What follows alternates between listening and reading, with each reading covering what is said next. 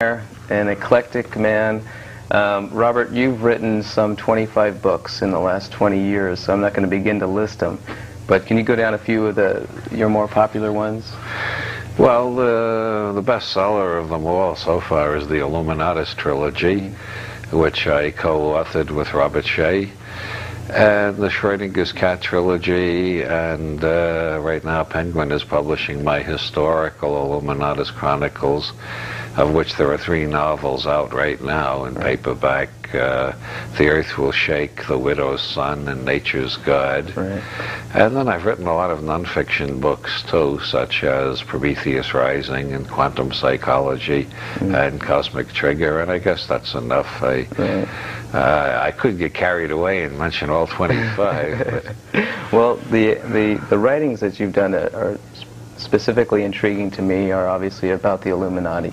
For those viewers or listeners who are unfamiliar with that term, what can you define Illuminati for? Yes, the Illuminati is a convenient metaphor for people who've never heard of Murphy's Law. For those, Murphy's Law is that if anything can go wrong, it will. The corollary is Heinlein's law. Things will go wrong even if they can't. Murphy was an optimist. People who don't understand that need an explanation of why things always go wrong. And the Illuminati is one of the favorite explanations with the more esoteric metaphysical conspiracy theorists. The historical Illuminati was founded May 1st, 1776 by a former Jesuit named Adam Weishaupt, which is sinister already because, as Victor Hugo pointed out, anybody who was educated by the Jesuits is untrustworthy even to himself. Weishaupt formed the Illuminati as a secret society within Freemasonry. Which itself is a secret Which itself is a secret society. A mystery within a mystery. Yes, and this technique has been copied quite a bit. There was the Molly Maguires in the last century, which was an Irish revolutionary group inside the Ancient Order of Hibernians, which was a secret society. So that was another secret society within a secret society. And in recent years in Italy, there's been one scandal after another about Pei Due. Pei Due is a secret society within the Grand Orient Lodge of Egyptian Freemasonry, which is the biggest Masonic group in France and Italy. And within that, a fellow named Li Chiodielli formed another secret society called Pei Due, which turned out to be involved in laundering heroin money for Arab terrorists, cocaine money for South American terrorists, and arms deals and processing the money through the Vatican Bank by way of Archbishop Marcinkus and Roberto Galvi, who ran the Banco Ambrosiano, which was closely affiliated with the Vatican Bank. All of which leads a lot of people to think the Illuminati never disappeared. It just kept changing its name. Yeah, it's definitely the pinnacle of conspiracy theories. Oh yeah, there is no conspiracy theory as weird as the ones involving the Illuminati.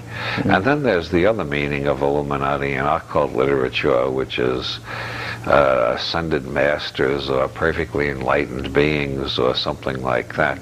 So we've got basically the Illuminati. There are basically 4 attitudes. They exist, they don't exist, and if they do exist, they're the good guys or they're the bad guys. And that's why I find the Illuminati such a fascinating metaphor, because I think the novel in the modern world has got to reflect uncertainty. That's why in my nonfiction I've written so much about quantum physics, which deals with uncertainty. And the Illuminati is the perfect symbol of uncertainty, because no 2 people who set out to study the Illuminati have ever come to the same conclusions. Right. Now your very style of writing has been described as postmodern. Yes, I've been called postmodern and deconstructionist, and I didn't know about either of those movements until I had published most of my books. Then I looked back, and it's true, I am postmodern and deconstructionist.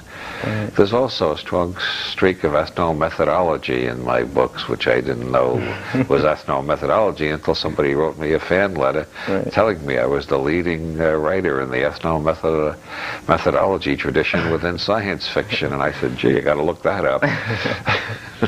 That's great. Well, okay, so we defined Illuminati as this secret society that is either enlightened beings in some way helping us, or unenlightened beings in some way controlling us. So maybe they're unenlightened beings who think they're enlightened beings. Yeah, 4 ways to think about it. You mentioned 1776.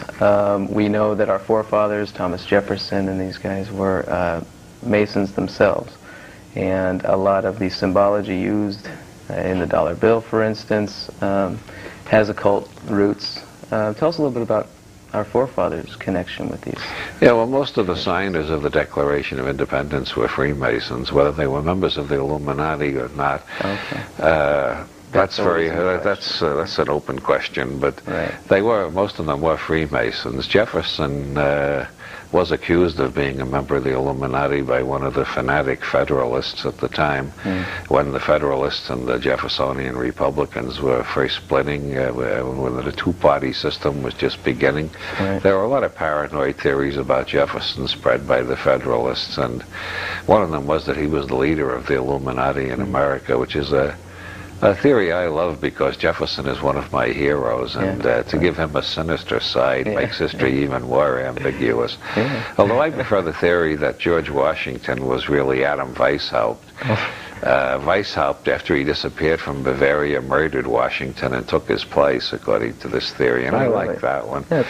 You can look at the dollar bill with, which one is it? And then you turn it over and there's that spooky Illuminati pyramid. What does that mean? Does it mean that God is Sanpaku? Or does it mean that only Masons and students of geometry can understand the world? It's amazing how we take these symbols